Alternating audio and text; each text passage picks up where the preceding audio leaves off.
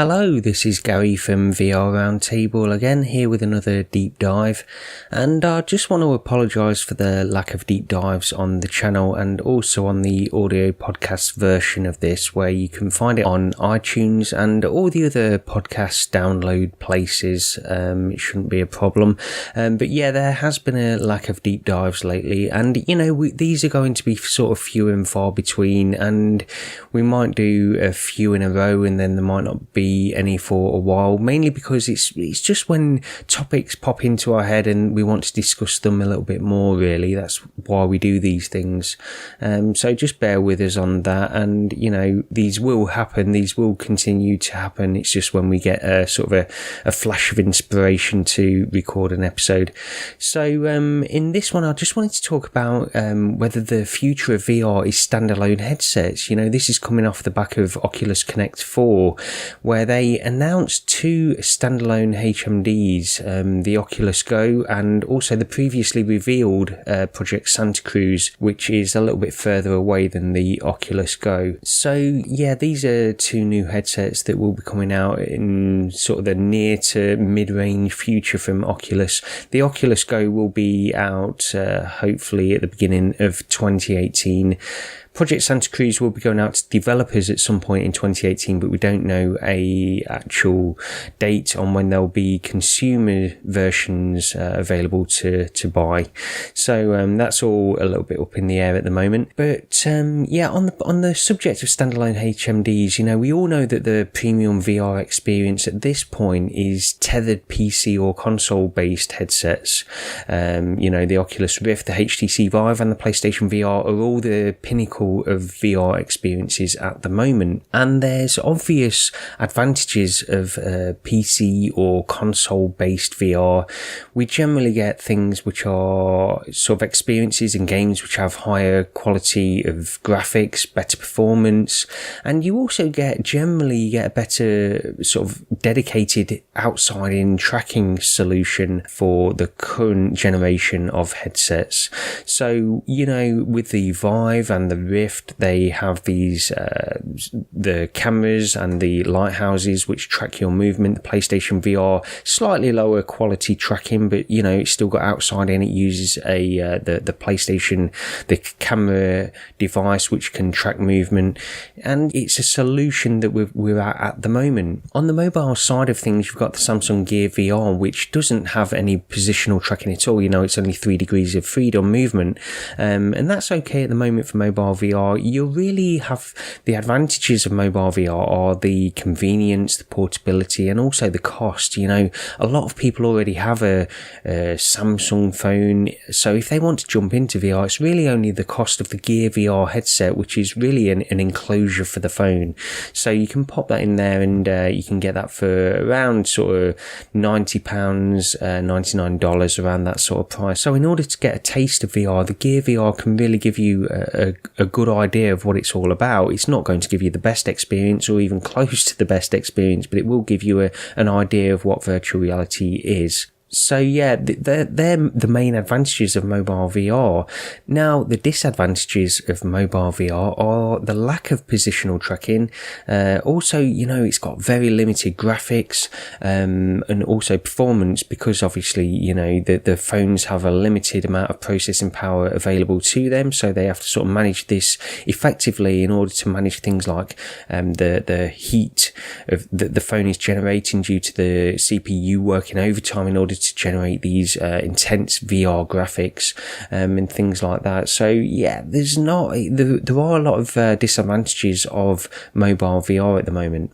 But then we move on to the Oculus Go, which is basically a Gear VR in a all-in-one standalone solution. So you don't need a mobile phone to run this device. It's a headset and a controller, a separate controller, which runs almost on parity with the Gear VR. So any games that are available on the Gear VR, most of them will be available on this Oculus Go. So yeah, the problem with this, because it is pretty much a Gear VR, is that it only has 3 degrees of freedom, the same as the Gear VR. So you don't get any positional tracking. There are no motion controllers. You do get a separate controller with this, but it doesn't have sort of any sort of 6 degrees of freedom tracking within there. But you know, the Oculus Go does have some advantages over the Gear VR. It has what Oculus calling the next generation of optics. So they've spent a long time trying to get these lenses correct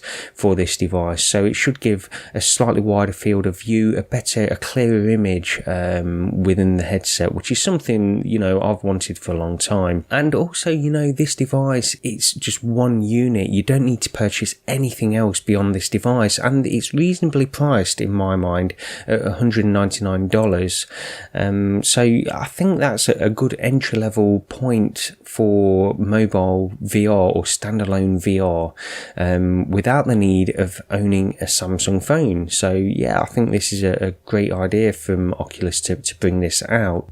But then beyond that, the Oculus also announced the Santa Cruz, which they did. You know, they did show off a very brief video last year at Oculus Connect 3 where they shown this device, which is a standalone device again, which also has 6 degrees of freedom. So, you know, you can move around the room. It tracks where you are in the room, and, you know, you can track your position through space as well as just your rotational head movement. This gives it a significant advantage over something like the Oculus Go or Gear VR. But not only that, this year at Oculus Connect 4, they announced that this device, when it ships, will be shipped with motion controllers which have 6 degrees of freedom. So here we are, you know, this is a true standalone HMD without the need for a PC or a console. Everything is on board. It has all the processing units, all the motion sensors on board. It has 4 cameras which track your position and also tracks the relative positions of the motion controllers that you're using. And you know, by all accounts, it looks like it will do a fantastic job if it works as advertised. This is the big question at the moment. Now, the main concerns for the Santa Cruz prototype are that the tracking of the controllers and the headset itself, how good will that be? Will it be accurate enough? Will the headset cover a wide enough field of view in order to track these controllers so that you don't feel inhibited by where they are in space and what you want to do within virtual reality? The other thing, you know, overall the power of the HMD, Nate Mitchell described this as somewhere between mobile VR and the Oculus Rift, but it's closer to mobile VR. He actually stated this. So that's a little bit of a concern of mine. You know, how powerful will this device be? How compelling will the experiences be beyond what we've already seen on mobile VR? And also there's a concern of weight as well. This headset has to contain a lot of technology, and it's got to contain a power source, a battery which will power all of this technology, the CPU, everything that's going in there. So I don't underestimate how difficult this is for Oculus to get past. Although, you know, some of the preliminary reports that we're hearing out of Oculus Connect 4 from people that have tried this have said it is, you know, it's not incredibly light, but it's not overbearingly heavy either. So I think that's encouraging. Now, I sort of believe that these standalone HMDs are a great addition to virtual reality, and I honestly do think that the future will lie in these to a certain extent. I also think that PCs will always be the highest end, and they may end up, as they are now really in many ways, a niche for enthusiasts that want the best possible fidelity within virtual reality. Now, standalone HMDs, I suspect these kinds of devices, especially the Santa Cruz, in my mind at least, if it's sort of priced at a point where most people can jump on board with this kind of thing, I believe that these standalone HMDs will be more widely adopted from consumers because there's a perception of less hassle, and there is less hassle. It's not just a perception, you know, there is less hassle with these. You can buy one unit, it's self-contained, there's nothing else you need. It has a portability, you can take this with you wherever you want to go. So, you there's so many advantages of these standalone HMDs that it's difficult to see a future where these aren't the dominant sort of device for virtual reality. And also with this comes the fact that these standalone HMDs could sort of adopt a console style approach where you buy a device and it sources its content from a definitive platform. The same as we see from something like PlayStation or Xbox. They each have their own independent stores, and it will be easy for virtual reality companies like Oculus to have a standalone HMD where they can just say, this is the console equivalent really of virtual reality. It's standalone, you purchase from our store, and there you go. With PC, Oculus have had quite a lot of criticism because they're funding their own exclusives and they're not opening up their store, their platform to other headsets in a way that's natively supported. So they've sort of had a lot of criticism for this. If they move into this standalone area, I think that because these are separate devices away from a PC where there is a culture of everything needs to be open and everybody needs to have access to everything, then they can probably justify their own store a lot more effectively in that platform. So, these are all sort of questions that will have to be answered over the next sort of year to 2 years, how they'll tackle this kind of stuff and where these standalone headsets will source their content. So while I can understand that the future of virtual reality in general for the wider consumer focus of virtual reality might be on something like standalone HMDs, and I think that's great, I also think that there will always be a need and a niche for the highest possible fidelity that anybody can get within VR, and PCs and consoles will always play a part in that role.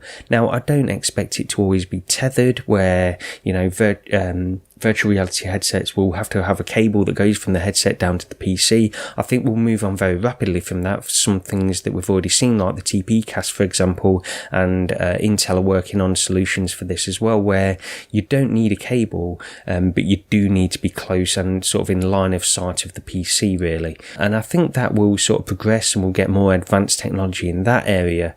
But I do still think that the raw processing power that a PC offers will allow consumers to have the highest possible fidelity at any one time, really. So I think that will always be a niche, although obviously it won't be the main focus. And also, if we look even further ahead in the future, when we get to the point where we have these AR and VR glasses that will probably at some point in the future maybe replace mobile phones and the standalone HMDs, the standalone virtual reality HMDs, these will be a device that a lot of people will probably want to jump on board with. If these start to overtake things like mobile phones, these will be a solution for communication, social, productivity, and gaming. These will be everything all in one device. Even looking towards that kind of a future where just as ubiquitous as mobile phones are now, we're all wearing these AR and VR combined glasses, then I still think there will be a niche even in that scenario where dedicated high-end PCs that will still offer the highest possible fidelity will probably still have their place to some capacity, but it's difficult to say at that point. I'm talking very far ahead in the future there. But it's an interesting discussion, and the fact that Oculus have announced all of these standalone HMDs, the Oculus Go and the Project Santa Cruz, which is coming a little bit later on, I'm very interested, and I'll watch these with a lot of curiosity to see how they sell. And I've got my eye on the Santa Cruz at the moment, depending on how that's priced, and also obviously when we get close to release, how reviews and things like that are sort of portraying this device. But yeah, I think having a standalone HMD to complement PC-based VR for us enthusiasts will be a great way to go. But thanks for watching this video and listening to this episode of Deep Dives. We'll probably be discussing this a little bit more on the next episode of VR Roundtable. I don't know when I'll be putting this deep dive up on YouTube and on the podcast feed, so it might be after that episode is aired, but we'll be discussing everything that came out of Oculus Connect 4 on episode 57 of VR Roundtable, so make sure you check that out. But yeah, thanks for watching and listening to this episode.